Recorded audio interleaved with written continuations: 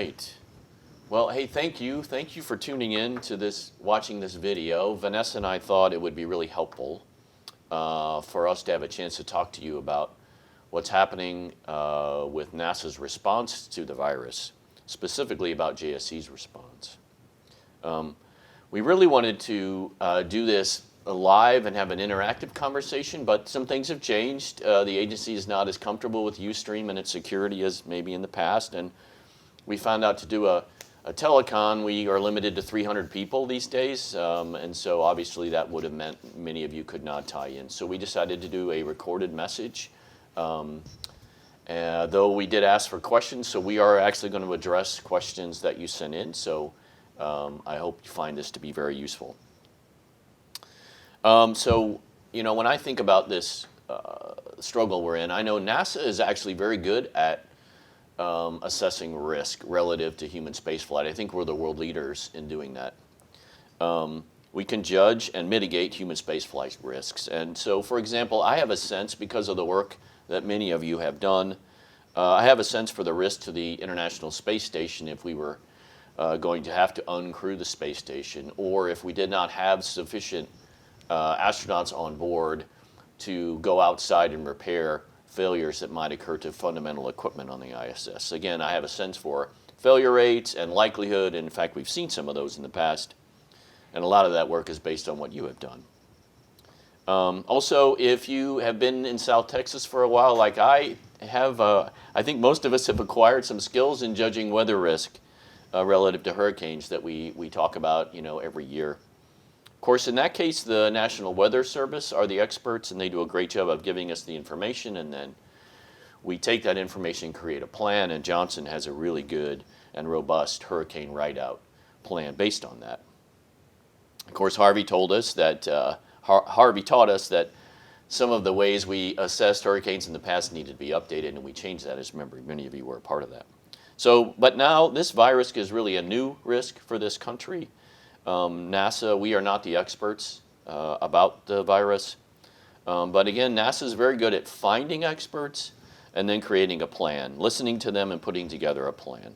So in this case, the experts are the folks at the CDC, and we are following their recommendations, attempting to reduce the risk to the country and to our people. And in that vein, headquarters has done a great job, I think, creating a framework using the CDC information for dealing with these different risk levels. And this framework has helped us increase our response to these risks as things have changed. We also have a team right here at Johnson and White Sands to help work our specific responses within the context of the headquarters plan. Vanessa Weiss is our lead for that, and she will discuss that in a minute, how we do that and how we work in that context. So as you know, right now we are in what is called stage 3. This stage rather, it talks about mandatory telework, and only people come on site who are performing mission essential functions that have to be on site to do their work. And so we created a list in concert with the programs and the implementing organizations. We went through a lot of details with that. Then we sent it up to headquarters. It was approved. They tried to do a good job of making sure it's consistent across the agency. And then that list has been distributed to the organizations and to your supervisors. And in a minute, again, Vanessa will talk a little bit about how the center takes that list and tries to implement it and use the CDC guidelines to make sure that the folks that do come on site are kept safe within those guidelines, whether they are coming here on site to JSC or whether they are traveling to contractor facilities, which we also talk to those folks as well. Again, all of our work, whether it's mission essential or not, is authorized for telework. So any job you did for NASA that can be done by telework, we're supposed to continue to do that. All of our work at NASA is important, so I'm sure that you know that already. So a good plan needs to adapt to the changing environment. And one of those changes is when the local communities put out orders to stay-at-home orders, for example. And I know that New Mexico is starting one, I think today or tomorrow. Galveston starts one at midnight tonight. And Harris County is putting out an announcement this morning. So these things are happening. The communities that surround us or that we live in now are documenting stay-at-home orders. So in those cases, we are working with headquarters about what the next step is. For the moment, we will remain open, and we're going to continue to work our mission critical list. Vanessa, again, will talk about some specifics relative to that. As this list is updated, of course, your supervisors will be kept aware.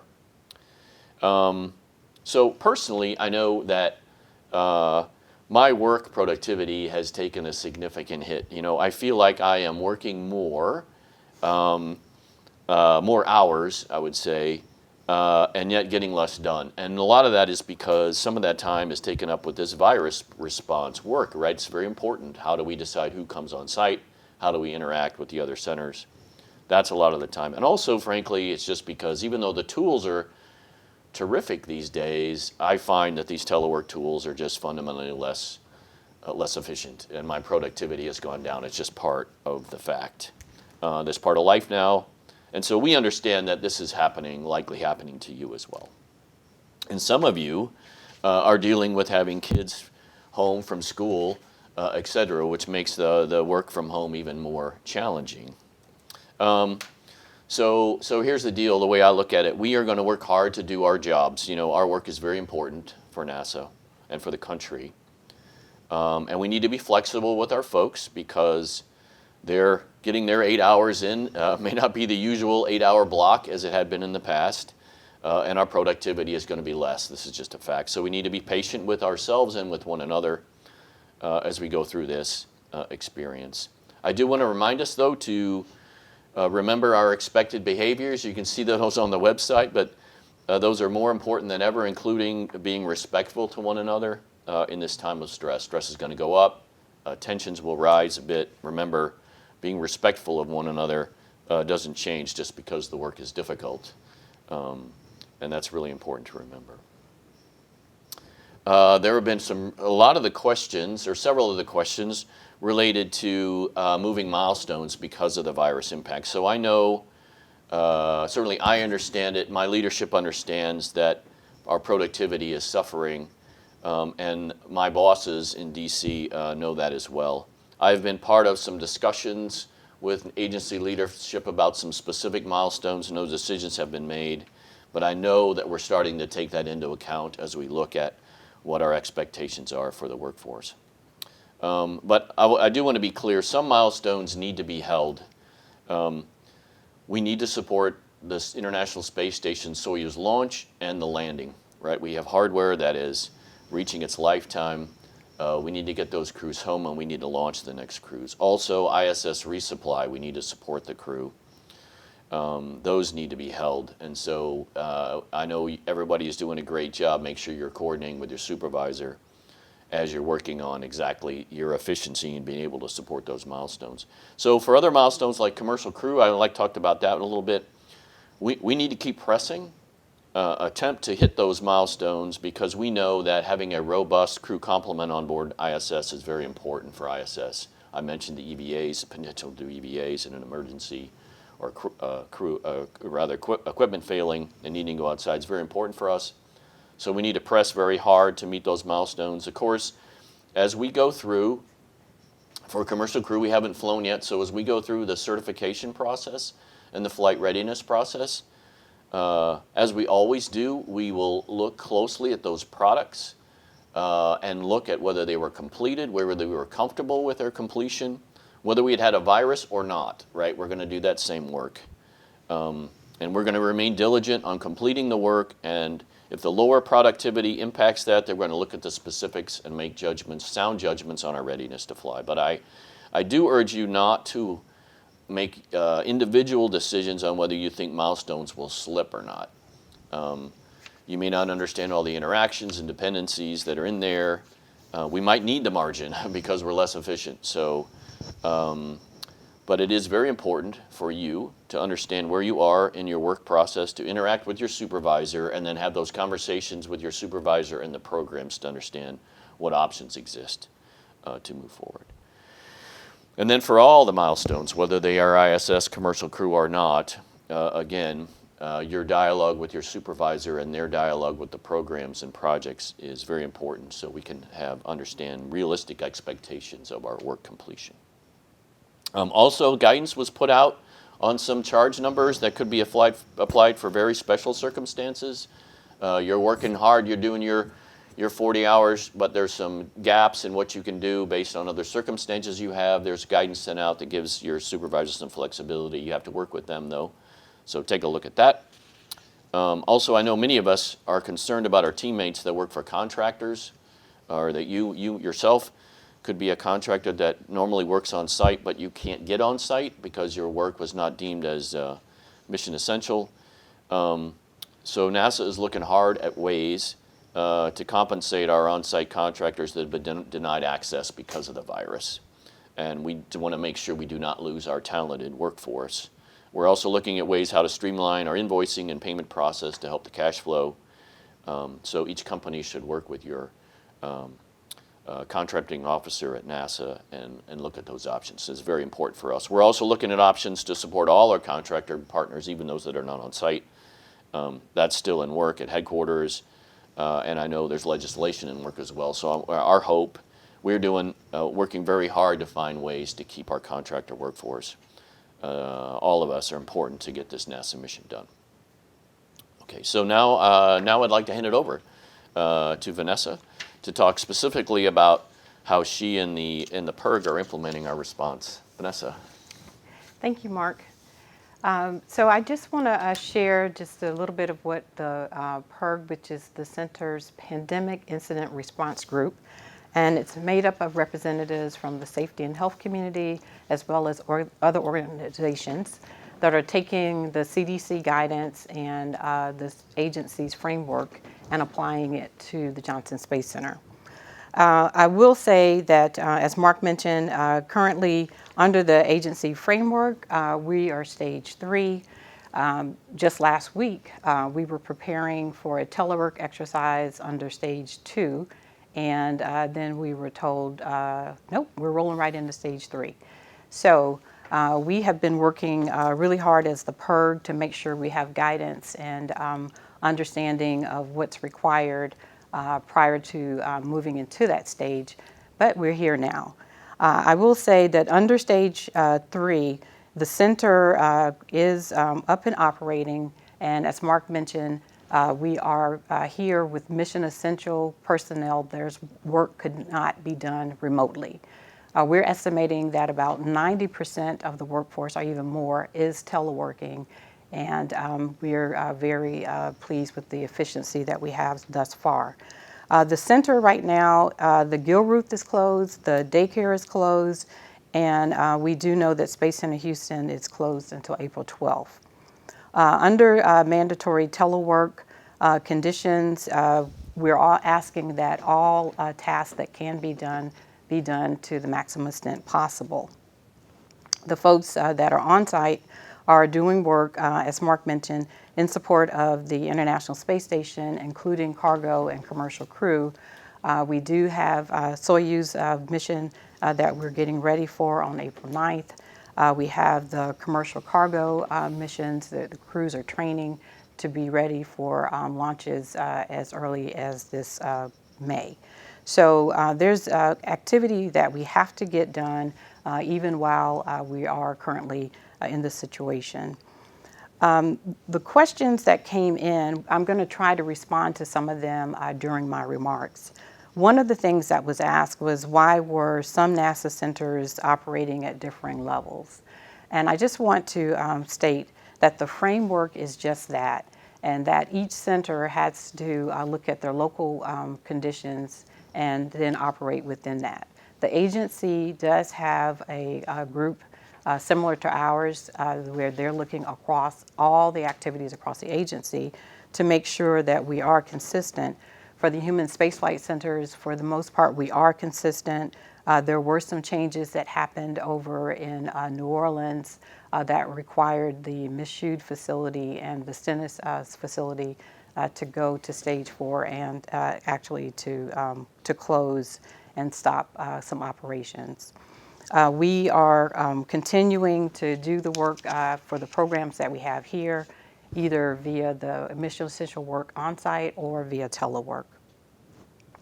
Under the PERG, we have been looking at the guidance that's come down from CDC, and we've issued out guidance to help keep the safety and health of our employees. Some of the things that we've done is we've looked at, how do we report cases? We wanted to make that as simple and easy as possible, that if someone felt that they either had the virus or were exposed to the virus, how do they report that? For on-site, we made it very easy that you call the 5-3s. That's our normal emergency dispatch center. If you call them, they will triage and they will reach out as to whether or not they will call in with the medical team and with the occupational health team to ensure that the areas either need to be disinfected or cordoned off. Right now, we have issued out guidance with regards to self-quarantining. And I know that there were lots of questions that came in on that, and Terry's going to go through that in detail. We just have clarified that the level 3 countries that were in the CDC guidance as well, including returning from cruise ships, and really at this point, most of the international travelers coming in have to go into self-quarantining.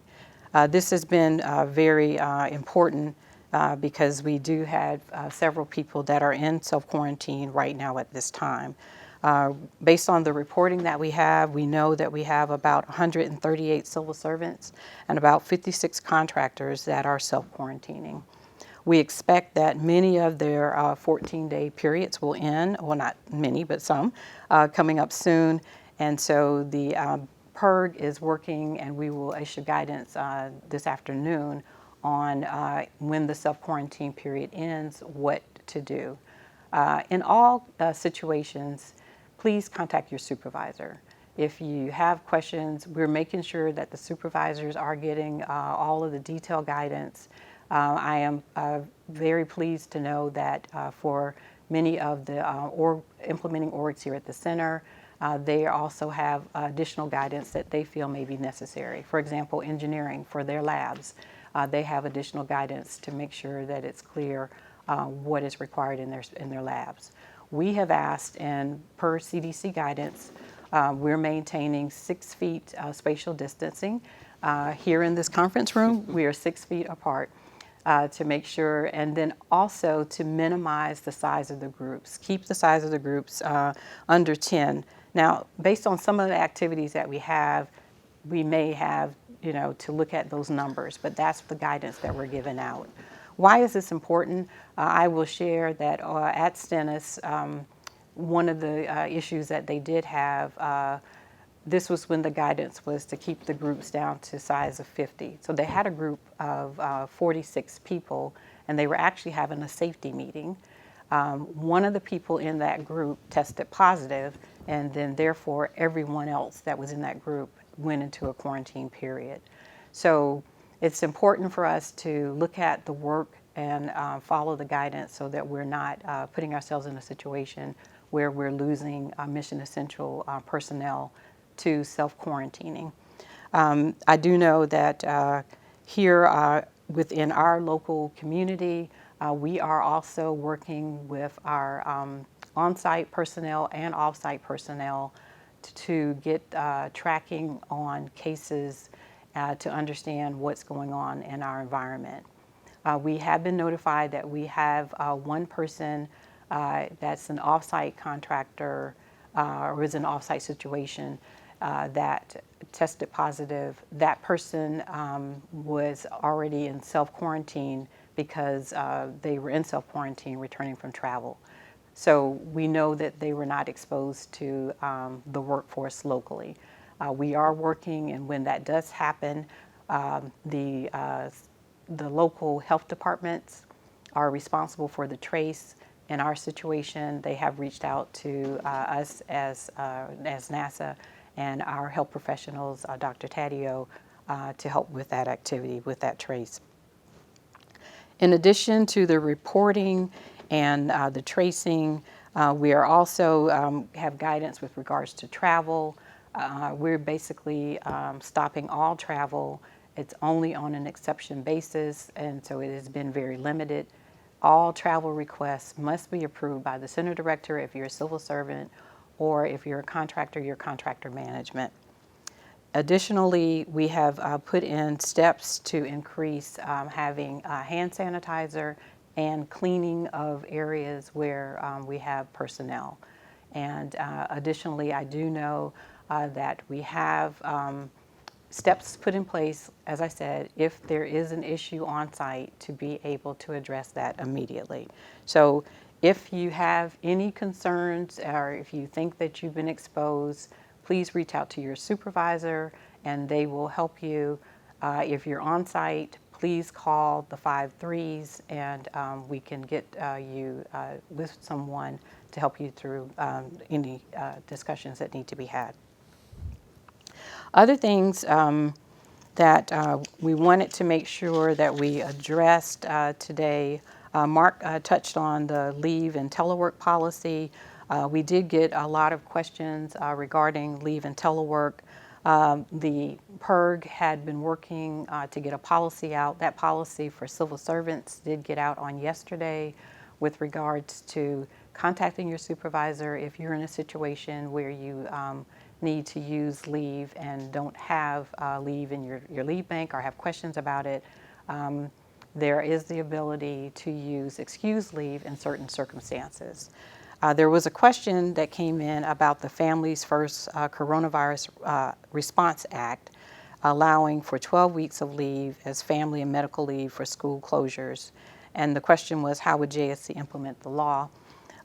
We want you to know that our legal community and our human resources community are working with the Office of Personnel Management to determine how that will be used and applied within the NASA community. Right now, as you know, it'll take a little bit of time for them to figure that out, but for this coming pay period, please speak with your supervisors because we can use excused leave for the time being. We do understand that it's important to take care of your children and also take care of the elderly population. As Mark mentioned, you know, many people are home right now. You're, in addition to doing the job, if you have children, you're doing homeschooling. We're asking the supervisors to be flexible in the time of day that people are working. Some people may need to work hours that are a little bit different, maybe earlier in the morning or later at night. So those flexibilities you can discuss and address with your supervisor. I think those are most of the things that I wanted to cover before handing it off to Dr. Taddeo. I will say that it has been our fortune to have medical expertise such as Dr. Taddeo and his staff to be able to help us as we deal with the coronavirus. Terry? Okay. Vanessa, thanks very much for the kind words, and I want to acknowledge the hard work that our team is putting in. And we have other physicians, and we have industrial hygienists and some public health specialists that have been really important in our response. So thank you for those. So what I want to do is try to address some of the comments, the questions that we've gotten, as well as just some of the general areas of interest that based on discussions that I've had with folks over the last couple of weeks. Just for starters, I understand and I know that our center leadership understands that there is a lot of anxiety out there, and a lot of that stems from the uncertainty of the situation. And I'll say right off the bat that there aren't a lot of hard answers yet, but I can tell you what we know now with regard to the virus. What I want to start out with first is that to let people know that this virus is not, it may end up being, in the long run, on a par with some of the more severe influenza viruses we've seen. That remains to be seen. Nobody knows what the actual incident rate is because we haven't done enough testing yet to understand it. Having said that, the vast majority of people who will get COVID-19 will have relatively mild symptoms and they will recover at home. So I want to assure people about that. And so the whole goal of what we're doing is to slow the spread of the coronavirus so that we don't overwhelm the healthcare system.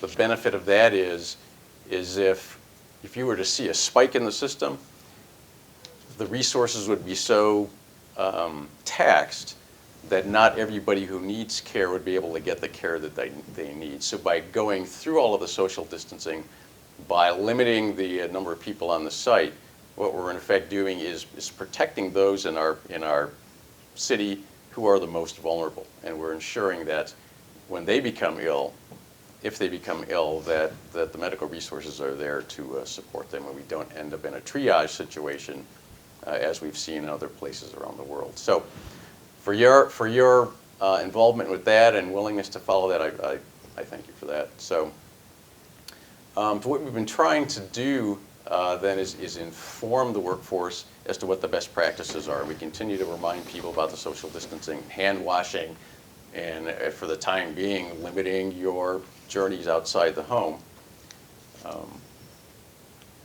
I will want to say that there were some questions about why aren't we going to stage 4? Isn't this a dangerous situation? I'll say that we have an informed and motivated workforce here, those that are still coming on site, who really understand the precautions, what they need to do. I regard this outside of my own home as probably the safest place I can be. If you compare that to a grocery store or a drugstore, I'm very confident in what the workforce here has been able to do in terms of putting all the best practices into place. We have worked with the directorates, such as FOD. We've worked with center management to come up with guidance to provide the employees and the supervisors with how to manage a situation where somebody may have had a potential exposure or a known exposure, and what self-quarantine means, what self-isolation means, and how return to work is going to be enabled. So I can go over some generalities. I really want to refer people to the written guidance because it could change over time as we learn things. But in general, folks that have been known to have had, we strongly suspect have had an exposure and are at high risk, we're asking them to self-quarantine, which means staying at home, not coming to work, monitoring their own symptoms, for example, taking your temperature twice a day. And then after that 14 period, if you remain symptom-free, contact your supervisor and you should be able to return to work. For those that do become positive, whether it's a confirmed coronavirus case or not, i.e. if you develop a fever and a cough, but you weren't able to get a test, we are still going to presume that it's coronavirus, and you should isolate yourself from others in the home, stay in one room in the house. If someone's coming in, put on a typical surgical mask. And what I really want to do is refer people to the CDC website. They have excellent guidance there under, you can go there, click on coronavirus or COVID-19, and then it'll say, what should I do if I'm sick? And there's excellent information there and guidance as to what to do if you are at home and you are ill and how to protect others in the home from potentially getting infected. Is regarding return to work, we currently recommending following the CDC recommendations, which is if you have been without a fever for 3 days and it's been 7 days since the onset of symptoms, they are recommending people can return back to their workplace. We are currently in discussion with the Office of the Chief Health and Medical Officer as to what they would like to see in terms of that, based on other information with regard to how long one would continue to shed the virus. So that's TBD, but right now, the guidance, what I've described is the guidance that we have. To answer a question about, number one, I'll answer a couple questions. What is the exit strategy from this? I just came from a telecom this morning with the headquarters medical, and that is still to be determined. They're starting to think about how we back out of the situation. So at this point in time, I can't answer that question, and I won't speculate. There is certainly interest by the White House to not stay in this situation indefinitely, and there are other good reasons for that. But we just want to be sure. Ideally, you would, when you back out of it, you wouldn't cause another spike in cases. That's all to be worked out. Really, I think that's really all for my opening. Salvo, we can certainly go through some more of these questions, and I'll follow your lead. Okay. Thanks, Terry. So we were trying to keep this to 30 minutes, which I think is appropriate for so that people can watch it and be effective. I do want to one thing. There was a really good question. Say what happens to questions that were not answered. We will address those separately, and just go to our the JSC website and ask the director, and we'll put those questions, the answers to those questions in there. So if your specific question was not answered in our comments, then we will work hard to do that. I'm going to address a couple, have Vanessa address a couple, and then I think we're going to be done based on the fact we did the 30 minutes. Starting, someone asked if we go to stage 4, what impact will it have on employees who are already teleworking? So regardless of the stage we're in, it should have no impact on your telework. It doesn't. The stages reflect who can come on site, right? And that's fundamentally it. So of course, if you're ill, then it doesn't matter what stage you're in, right? You need to take precautions for that. But regardless of the stage, you should be continuing to do the teleworking that you can do. There was another question about a specific company and people's concern with that company's response to the virus.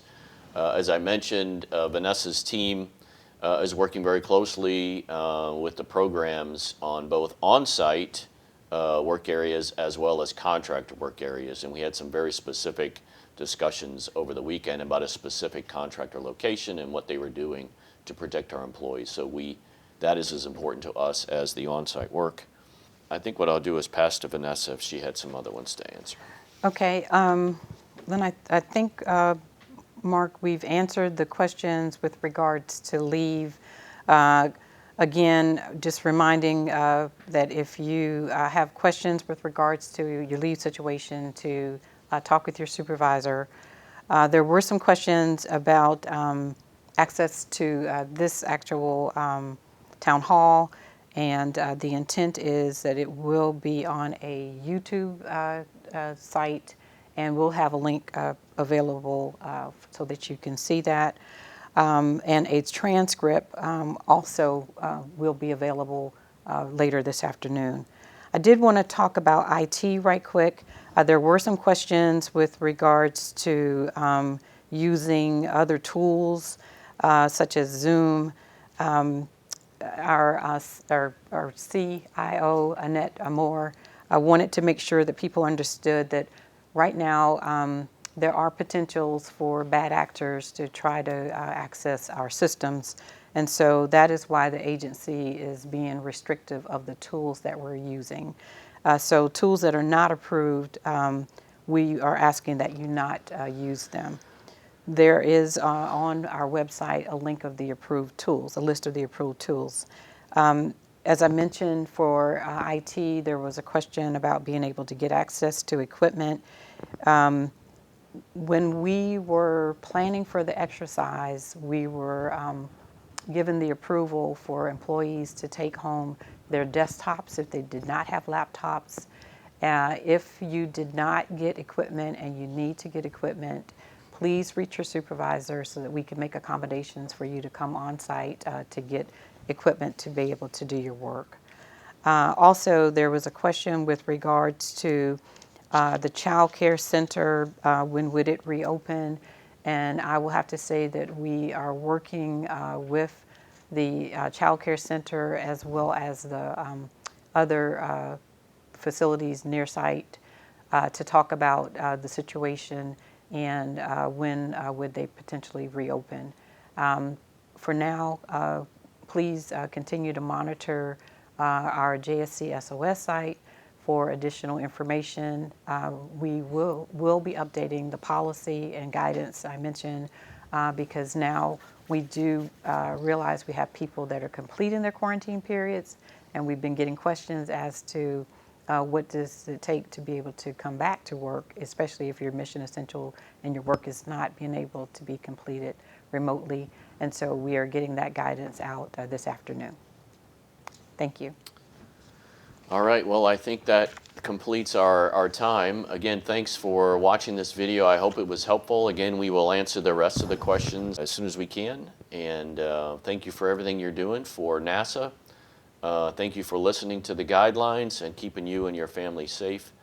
And look forward to see you in person in the near future. Thanks.